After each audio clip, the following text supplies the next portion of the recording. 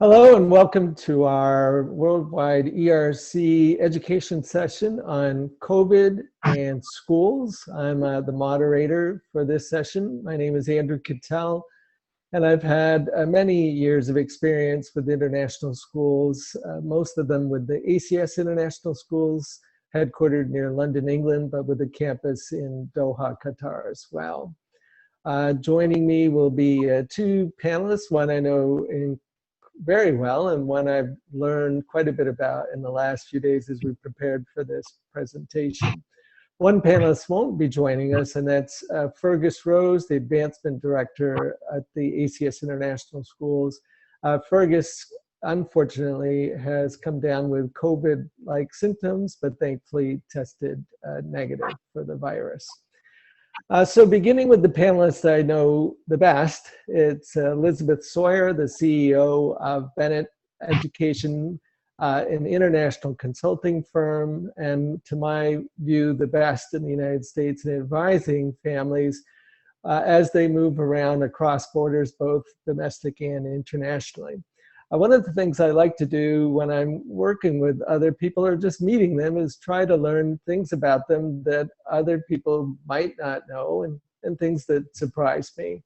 And one of the things that surprises me about my two panelists that they're in the same situation that I'm in right now, and that we all have children at home at this very moment of varying ages. Mine is a high schooler. Elizabeth has young people of high school and college age, and Jan wins the prize for probably being the most taxed at the moment with young children, all 7 or younger. But with Elizabeth, in addition to her consulting practice, she's really given of her heart and her time, serving now on the board of a school in Fontaine, Haiti, which enrolls children in grades 7 through 12. When this school began, St. Gabriel's, when it began 10 years ago, it was the only school in the area offering an education at the upper grades for students. So great thanks to Elizabeth for making time for those young people. And when I think of Jan, a couple of words come to mind. I think you may have heard them before. 1 fish, 2 fish, red fish, blue fish. And why I mention that is because in addition to 3 fish at the Jan's household, they have a 30-pound cat, another cat, a dog, and 3 fish and 9 chickens. But beyond that, he's also appeared on International House Hunters, a show on the reality TV series on the Home and Garden TV network. When he's not chasing chickens or buying homes internationally, he is heading up the mobility and policy guidance function for Cargill, a global company in the agricultural sciences space, and advising expats on tax matters. So we spoke briefly about COVID and its impact on schools, and I'm going to ask Jan to share a video with us to give you a sense of where we are today. So please pay attention. I just wanted to leave you a quick video in case you wanted to take on homeschool by yourself at any point. Your student has been assigned an individual password for logging into each of their assigned accounts for Feedworks, Scholastic, WebEx, Learn. And we have 14 different Wi-Fis, and we know our neighbor's password if his Wi-Fi is Panty. When ours is out, we got to go to his. Mathletics, Grammaropolis, ABC. Eleanor, if you want to get on your Zoom, your name is Viper. Mondays, it's at 8:11. On Tuesdays, it's at 4:13. And Saturdays, it's at 1 a.m. Okay, another Zoom. I hope that Jeffrey kid doesn't talk about his sister's foot again. We're not muted. Did you just toot? No. Oh my God! I appreciate everyone jumping on today and doing the call. What? And Oh so my gosh, I just what was the blew client's coffee. response? One Were more. they pleased or? Ah, yes. Julia is planting vegetables in a rectangular garden. Use the distributive property to decompose the factor 12 into a sum. PE time. Go, run. Put the iPad down. Email address for you, Finn, with the 17826@14.com/school. Eleanor, same as you. 17825/941.com/school. Got it? Okay, cool.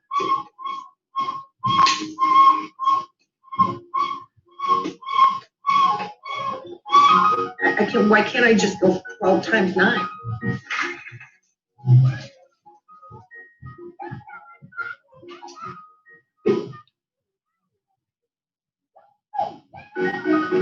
I'm sweating. You've been on the iPad for a while. Don't you feel like you should watch a movie or TV or something? At the bottom, our marriage counseling Zooms are on Monday, Wednesday, and Friday. Khan Academy and also the district site. I'm in art stage.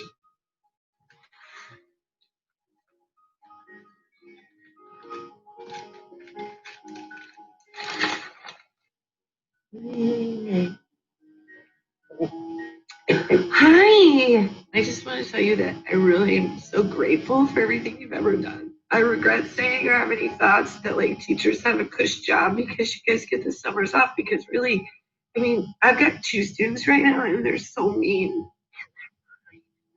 I grew up and regrew. So dirty in here. And I don't know how you do it. I wanted to put in my 2 weeks, day 1, and here you are, just year after year, being great. So I guess what I'm trying to say is that I love you. I really love you.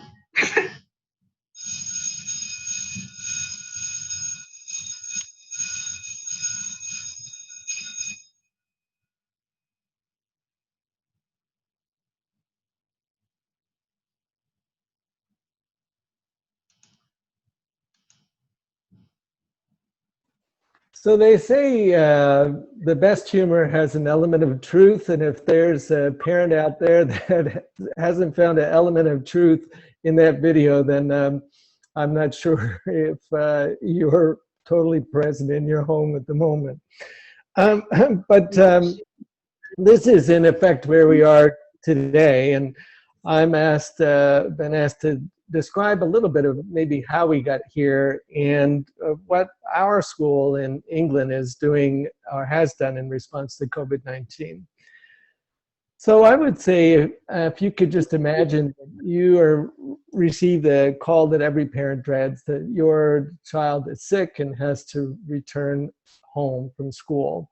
And then you hear that it's not only your child, but every child in their class, and then every child in their school, and then every child in their school district, and on until every child in the world is at home with their parents. And schools have had to adapt to this new normal as well. In our school in England, I think we did a fairly good job in starting to understand the magnitude of COVID-19 by assembling a COVID task force as early as January, where we tried to model or predict what we would do in the event that schools were closed and we had to transition to e-learning.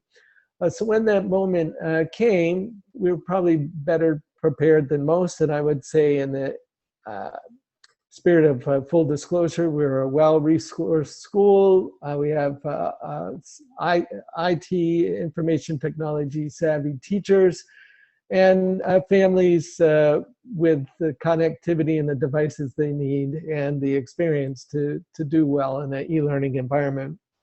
And one of the other resources that we had was a member of staff with a PhD in remote learning who had done similar work through the University of Arizona with elementary schools in the greater Phoenix area. So that person was an absolute gift in what you could call a crisis like this.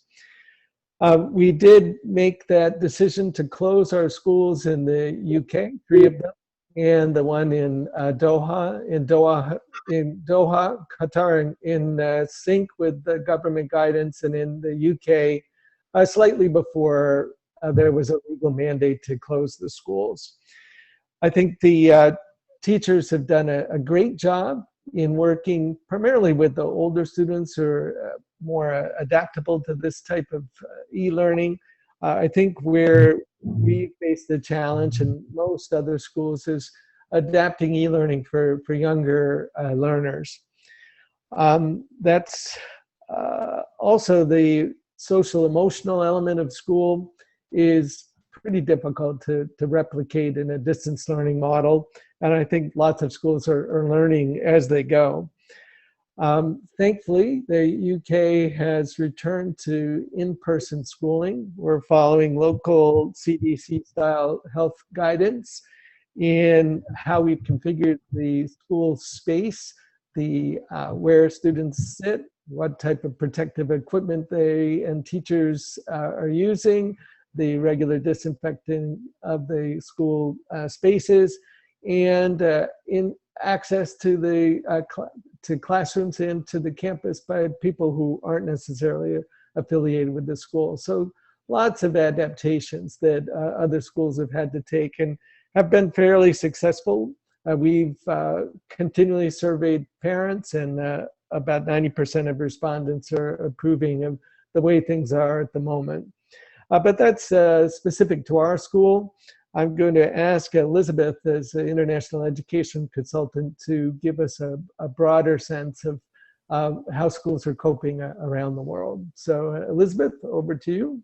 Okay, thank you, Andrew, and thank you to all of you who are listening or will be listening for your interest in our topic.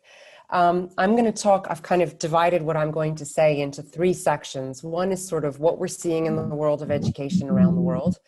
Therefore, what some of the things that families are confronting, and therefore the kinds of requests also that they are making of their employers.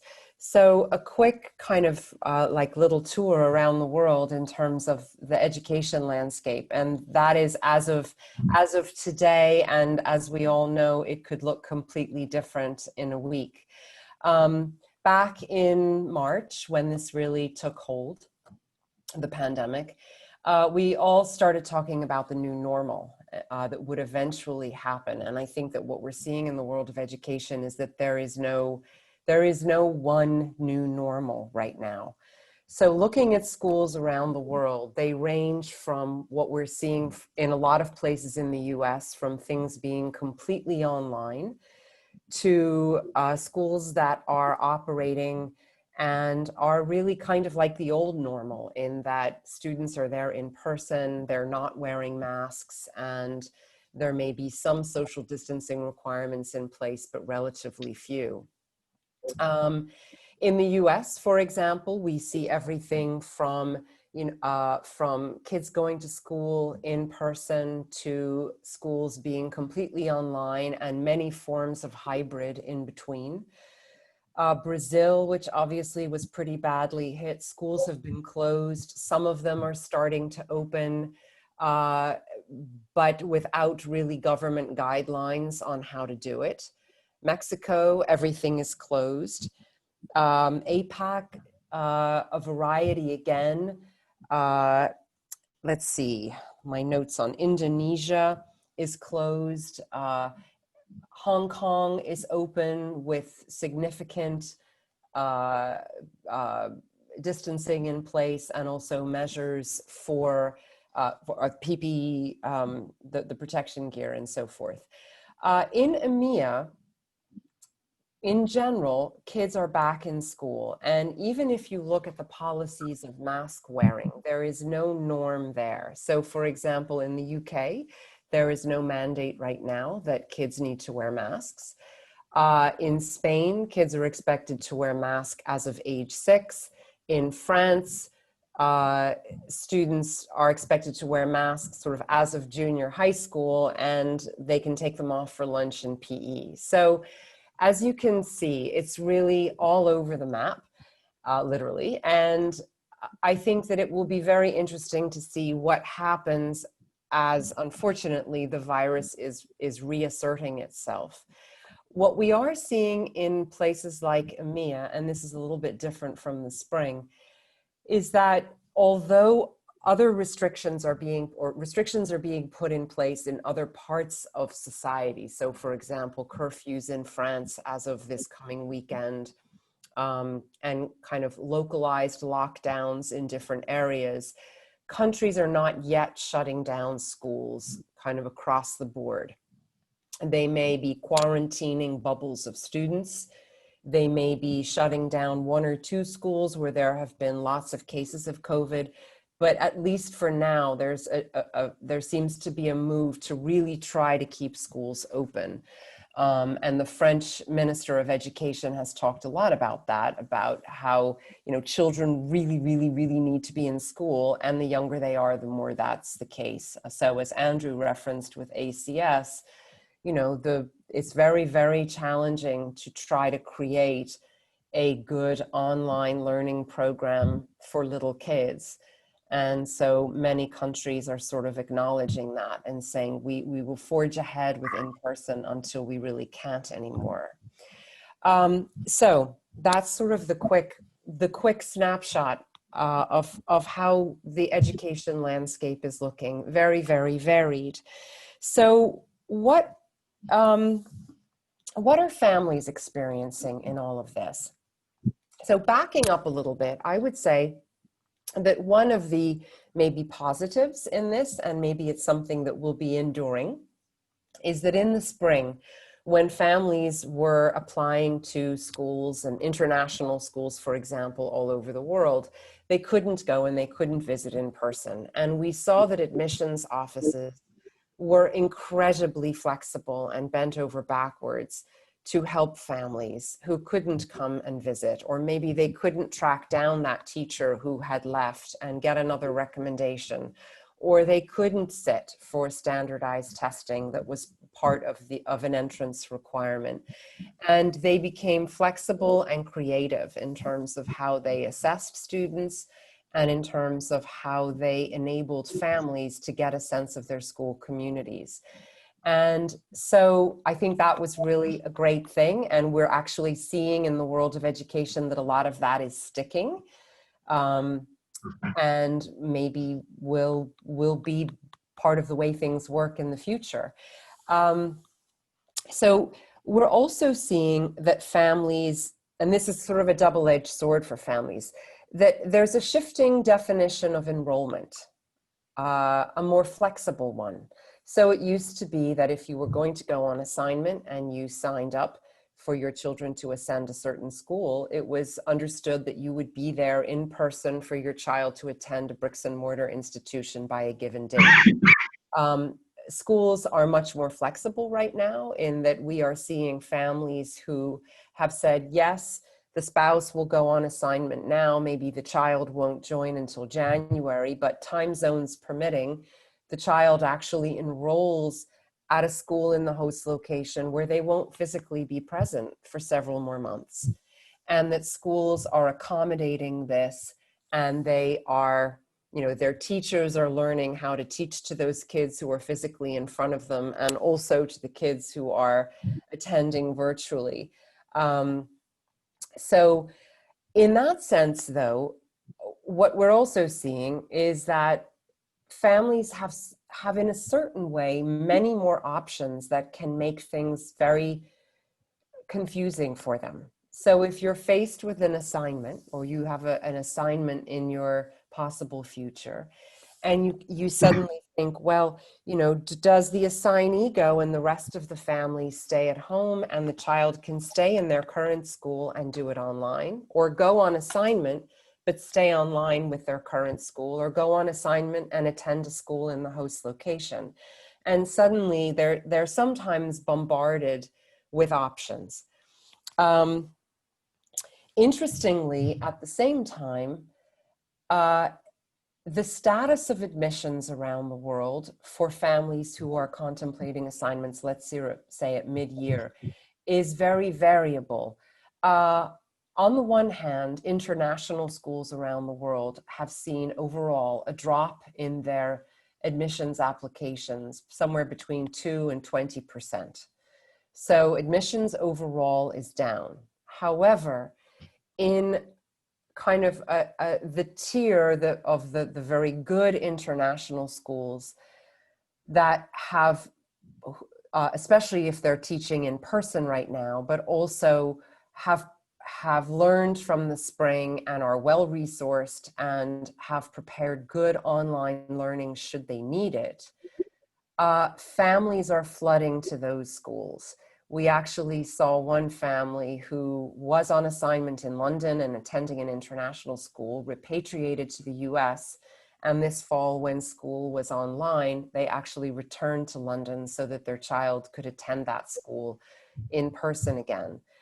But also with the assumption that if that school has to go virtual, what that school will provide will likely be better than what a state school or a public school in the US might have provided.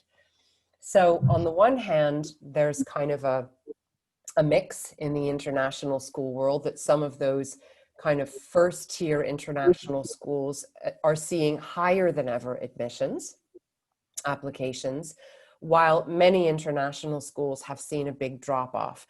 What we do counsel families and their employers about at this point is to investigate mid-year assignments earlier rather than later, because an additional complication for a lot of international schools that would normally bring in lots of students mid-year is that they may not literally have the physical space given social distancing requirements. And so some schools are actually saying, you know, no, we can't plan on taking kids mid-year because we don't have the room. So what we're seeing families ask of their employers, therefore, they're faced with all of these options. In many instances, especially if they're in the US, they're faced with trying to do their jobs while their children are at home. And we see them turning to their employers and saying, will you hire us tutors, for example? Will you, sometimes saying, if I were back in home country right now, my child could be going to school in person.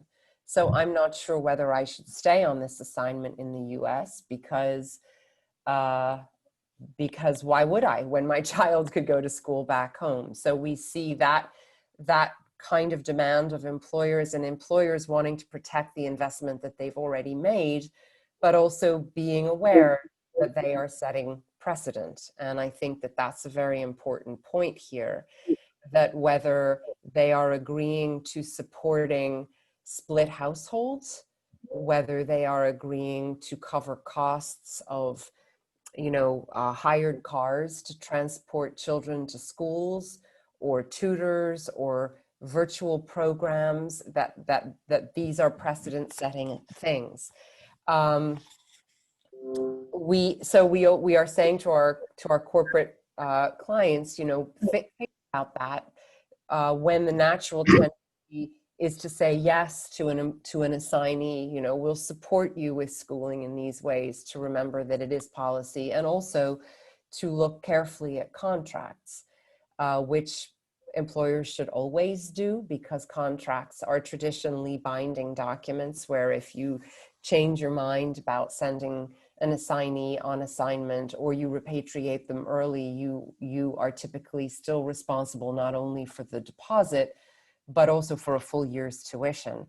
But schools are being more flexible on some of those things now also, and so those contracts are doubly important in a time when we really don't know what the future looks like. So I tried to pack a lot in there very quickly, but at this point, I think in talking about employers, I think maybe it makes sense to turn this over to Jan, who is indeed probably fielding some of those requests, and tell us what you're seeing from the corporate side.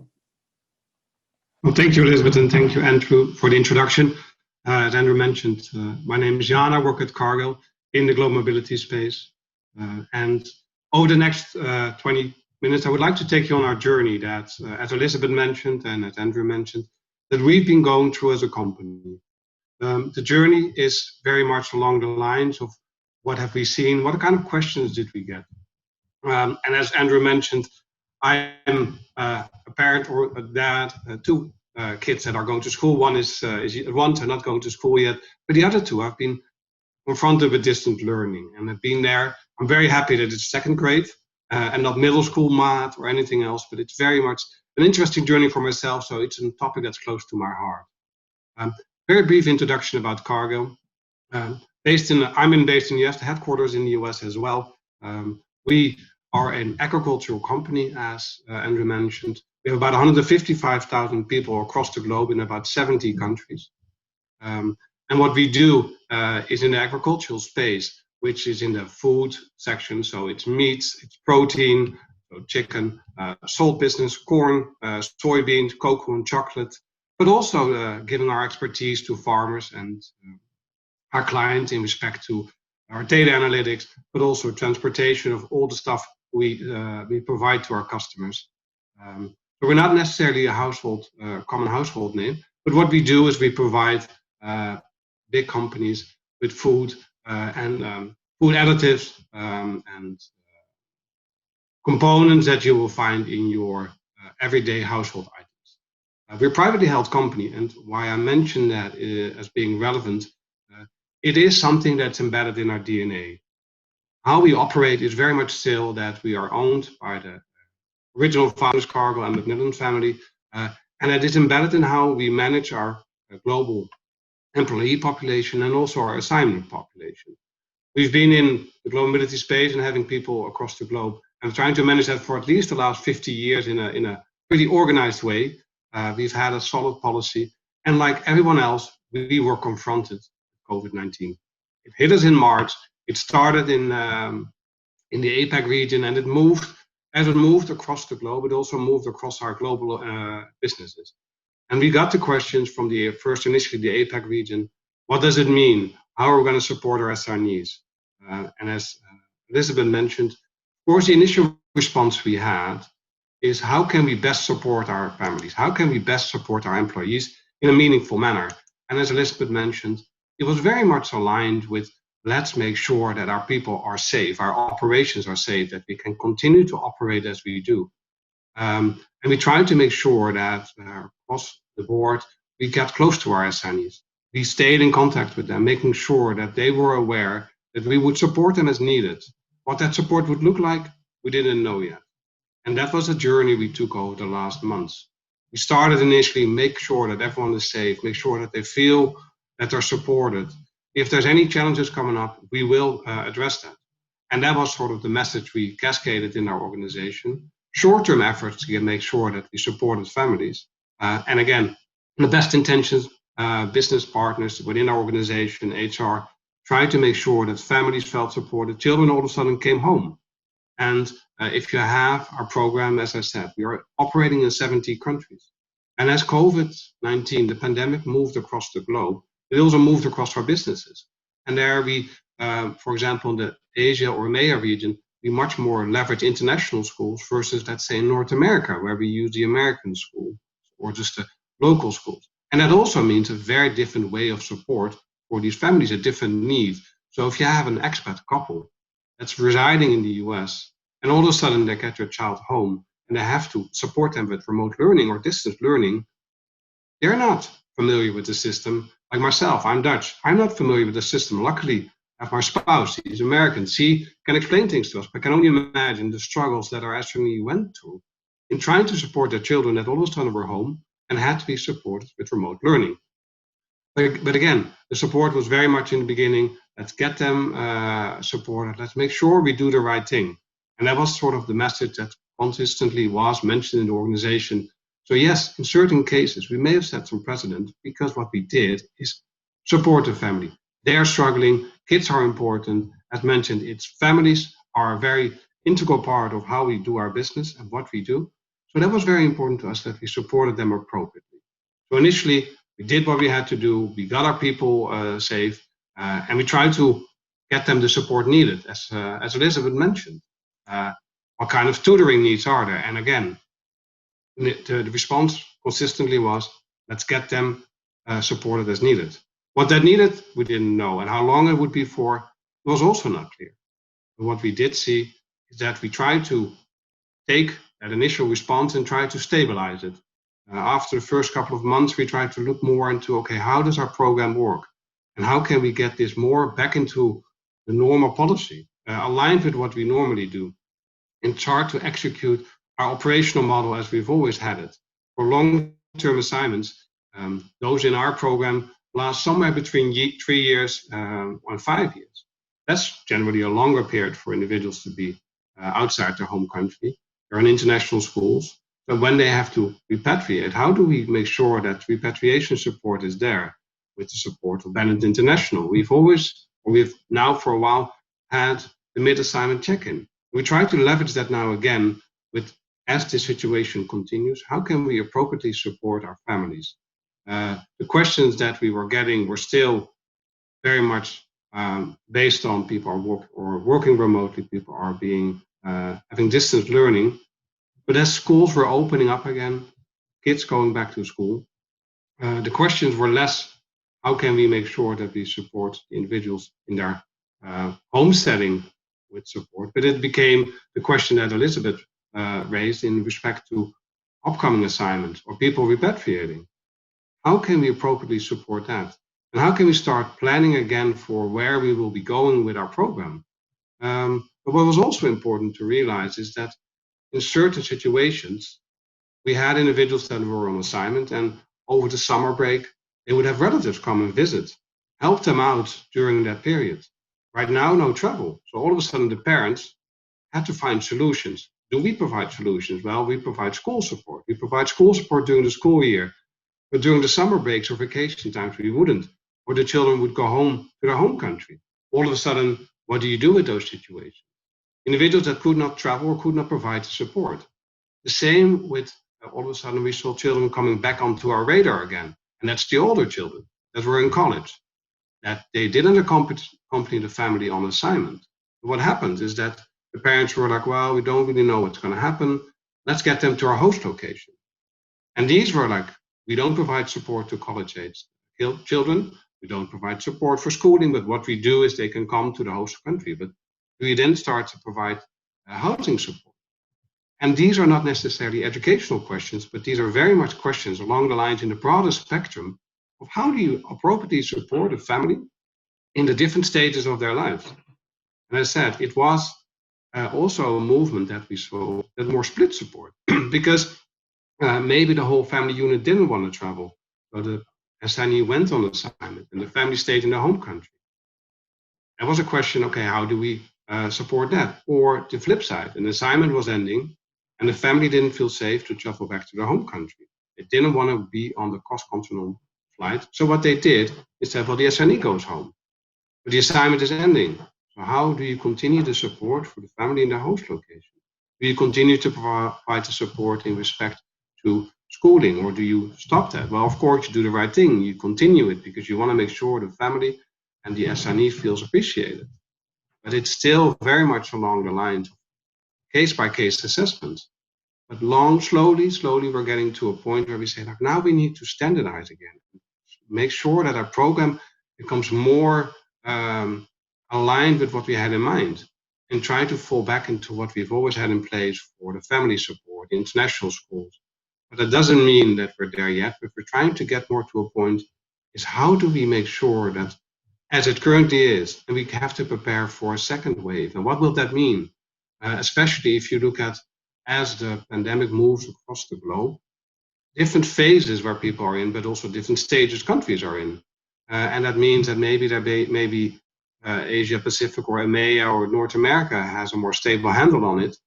But the Southern Hemisphere enters into winter, and does that have an impact on the lockdowns in countries? And what kind of support do you provide? But it's also now very much, we've had this talent pipeline, a pipeline of individuals that have to go on assignments. And we still have to go get them there. But does the family want to join? And then if we have a scheduled start date, overnight, as we all know, the immigration challenges come up or borders are closed. What does that mean? Do you then enroll the family in the school in the host country? And wait, we've had families that were pulled out of their home country school because they were supposed to go on assignment in 3-4 weeks' time. Last minute, they couldn't travel. Borders were closed. children are sitting home? Do you try to re-enroll them? What we did see is a lot of, let's say, the strict boundaries we have, that this is personal, this is where we provide support, and this is where we feel that we should not be stepping into. With the blurring lines, as we all see, between homework, working from home, remote working, the homeschooling, these lines blur, but that also means that the lines blurred in our policies in respect what kind of support do you provide. We would not get involved in the enrollment of schools, or our DSP, our destination services provider, would do so. But now these questions come up, as Elizabeth mentioned. Questions come up from SNEs and families because there's so many options. What should they do? And they come to us, and we try to provide support. But I'm not an expert on schooling across the globe, so that's where we say, let's use the experts. Let's use the experts of Bennett who help us out in these type of questions.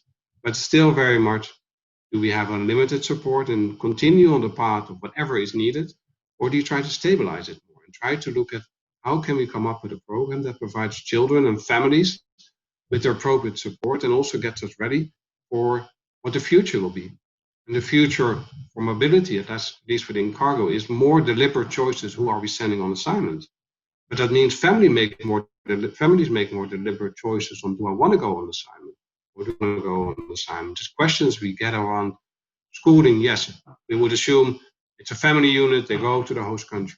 We get the questions now, well, our family doesn't want to come for the first month, or they want to finish the school year first. Or the question is, well, I'm scheduled to start on January 1 because I was supposed to start at the beginning of the school year, but now it's postponed to January 1. Come on January 1 because of the simple fact that my children want to finish the school year in their home country. And these type of questions we consistently get now is, with these ever-shifting start dates, what do you do for a family? And you have to, case by case, assess what's appropriate. With family, do you postpone the start date? Do you come up with other ways of supporting the family in an appropriate manner? Or do you, as Elizabeth mentioned, start a distance learning because you're confident that the family can move shortly after their the school year started? Well, now we're in October and still there's families that cannot move. If you see the movement into the US for us, where we are headquartered, immigration is totally on a lockdown. Only in limited cases can you get people in. So that has a significant impact on families that were getting ready for the start of the assignment over the summer. Or maybe it would be September. Well, now January, February by the earliest. And then you have to start making decisions on schooling support. What do you do? What kind of support do you provide for these families? And how do you leverage that support that's out there, all the options, in an appropriate manner, and provide the support that's necessary for the families, for them to be successful in the assignment, that they don't worry about, okay, now I have to worry about how will I support my children, because education is becoming more important, as I see in our assignments. SNEs are asking more questions about it. How can we make sure that the impact on my children is appropriately leveraged and appropriately monitored by Cargill? It's all a bit of a black box, of course, because education is difficult. If you send someone on assignment for 3-5 years, they go back to their home country, what type of age are the children in?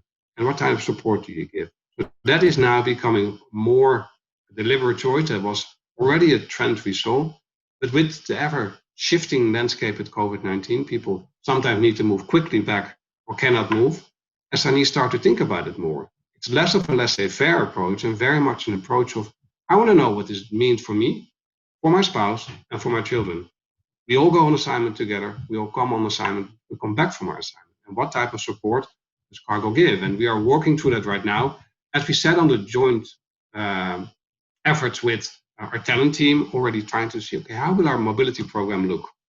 And do we make more deliberate choices? Well, we started that journey a little while ago, but now due to COVID-19, this has been a catalyst to think about it more profoundly and change our policies. So for us, we are on a path of saying initial responses have been done. We are looking at continued support, what type of support this is. It's still very much a case-by-case assessment of each situation. How do you appropriately support the family? And trying to see, we were on a journey for the future state of our mobility program. COVID-19 pandemic occurred across the globe. And how do we align making sure that the path we continue for mobility development, our policy changes, aligns with what families are asking? And again, For us, families are very important. The family is central in the assignment. If they are happy and that's a success, the assignment becomes a success. And we feel a responsibility that when the assignment ends, being expedited due to COVID-19, or it rolls off in a normal way after 3 to 5 years, that a family can assimilate back into their home country successfully. And children are an integral part of that. So for us, we're continuing the journey. We started this, we've been working on it. COVID-19 has been a catalyst for thinking profoundly about what direction are we taking. Andrew, over to you. Okay, well, thank you, Jan. That was very helpful in understanding the thinking going on within a family-focused company like Cargill, and with a partnership such as the one you have with Bennett. So one of the things we decided we would end with would be the one thing no one should be asked to do, and that's kind of predict the future. Particularly the future is as we see it today. So in that spirit, I think I'll go first, then maybe to Elizabeth, and then we'll wrap up with Jan before we begin any Q&A. So very specific to our school, I see that I believe that we'll continue to use virtual platforms for our admissions, where we're dealing with parents who may not be able to travel to visit the school.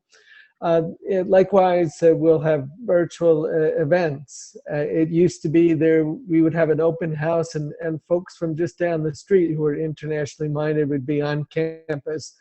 Now that can't happen, but also families who may be in Hong Kong can participate in a virtual event, an open house.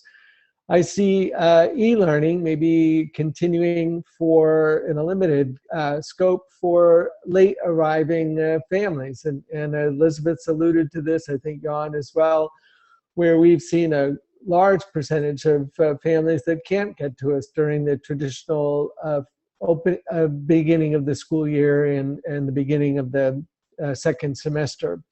So I could see e-learning continuing in that vein. I would say all of us as people and as organizations have learned a tremendous amount from this pandemic. I think it's safe to say there could be a second wave. I don't know if it'll be worldwide, but everyone will be able to draw upon these lessons learned and apply them again if necessary. And I think the ACS International Schools is in that frame of mind.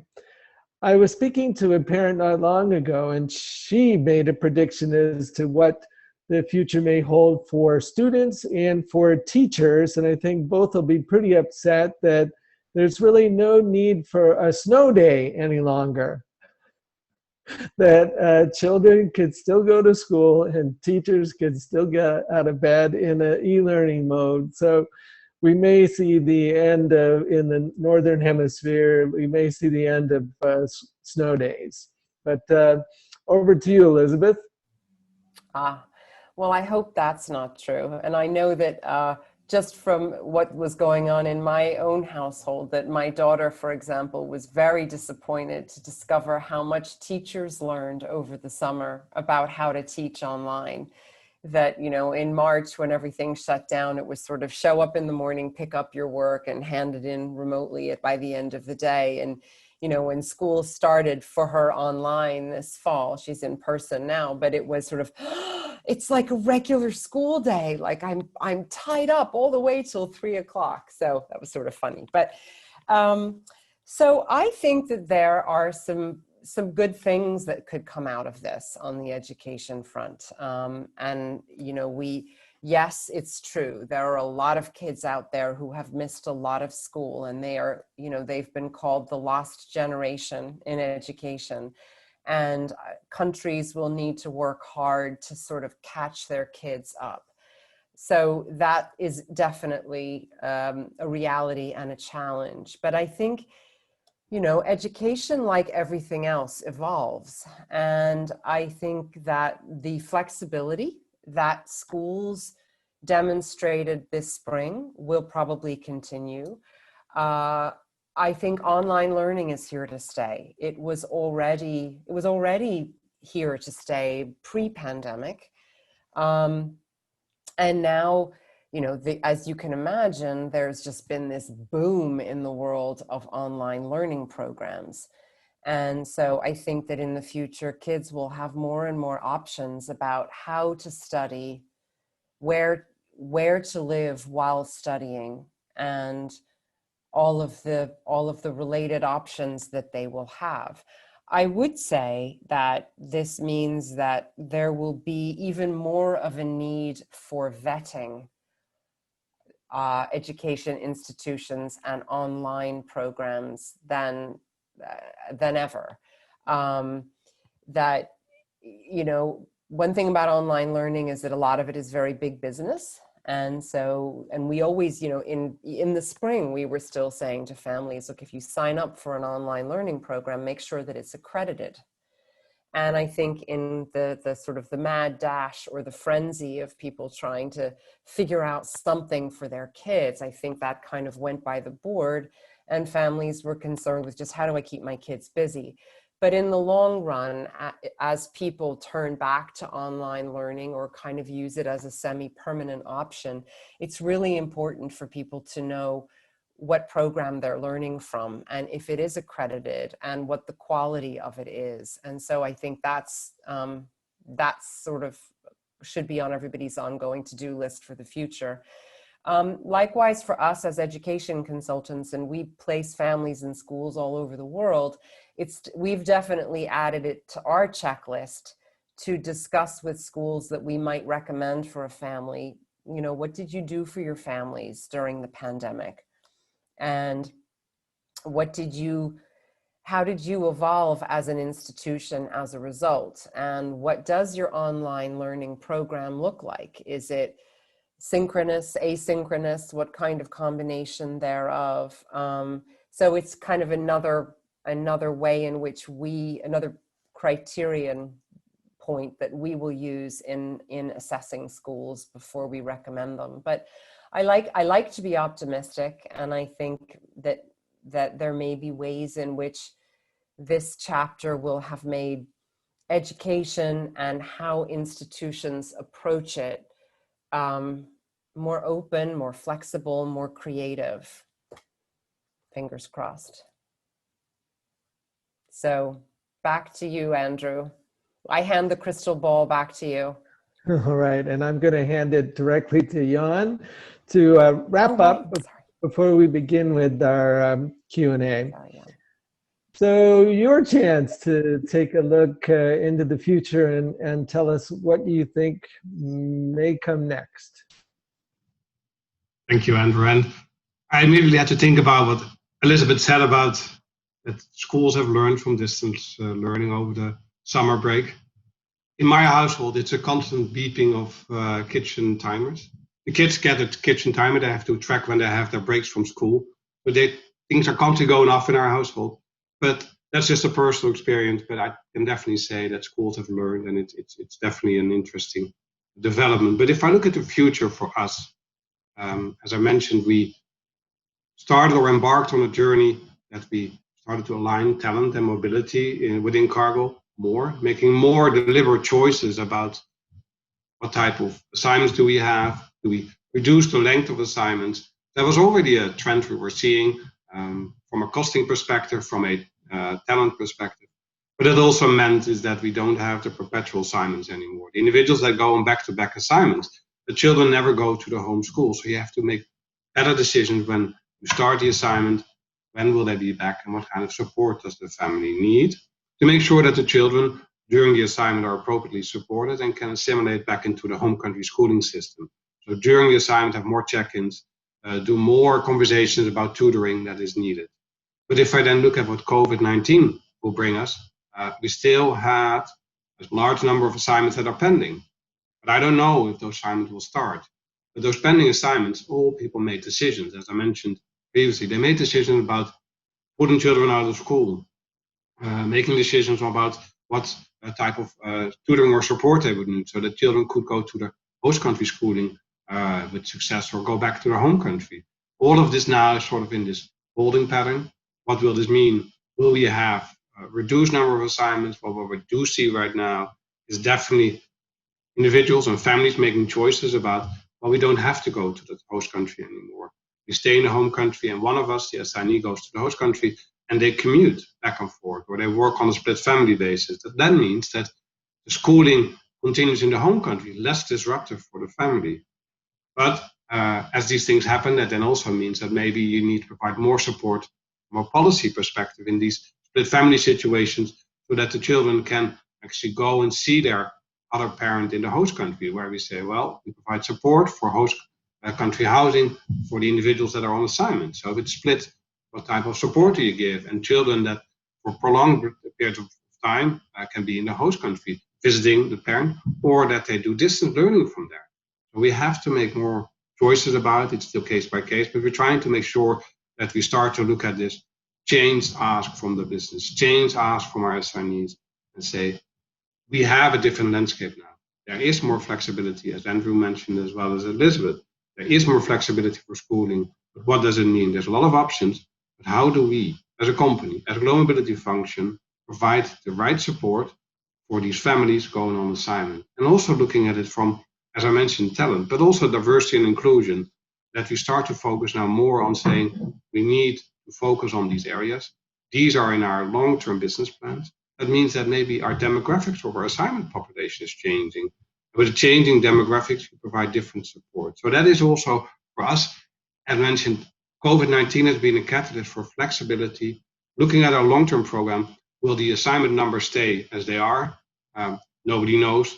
What will the future mobility look like? I think nobody truly knows, but what we do know is that there will be changes, there will be ask for more flexibility, and there will be an ask for different support from our assignees and their family, making sure that we provide appropriate support and help them be successful on their assignment, and also make sure that they are engaged during the assignment and engaged on the way back, that they assimilate appropriately from a schooling perspective. So that would be my crystal ball.